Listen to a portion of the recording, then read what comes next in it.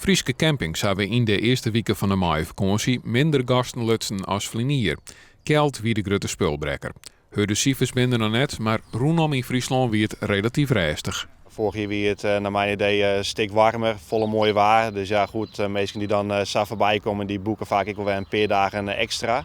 En als het nou wat minder waar is en ze komen omrijden in een nachtje en dan denken ze van nou ja, we gaan maar weer naar huis, want het is dus vissen te kort en we kunnen nou ook net zo volle dwaan fietsen of rennen. Dus dan is het wel wat besjoen.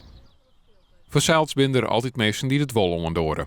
De eerste nacht was het inderdaad wel koud en gelukkig woonden Paak en Beppe vlakbij. En daar hebben we nog wat extra dekens op kunnen halen. Ja. Dat was wel nodig. Ja, dat was wel even nodig, ja. De kachel die maat flink om. En de jas maat er even bij.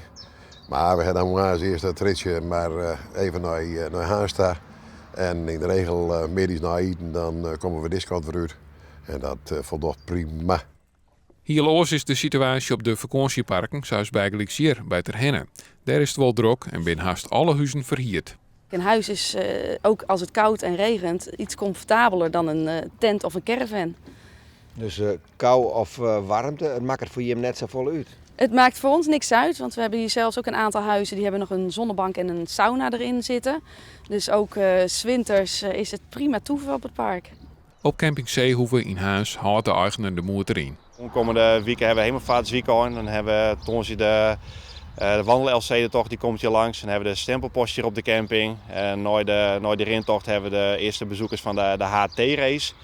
Die de HT-race gaan roeien. En dan hebben we Vreet de HT-race zelf en het weekend. Dus als het een beetje knap waar wordt, dan hebben we daar wel flinke drukte van.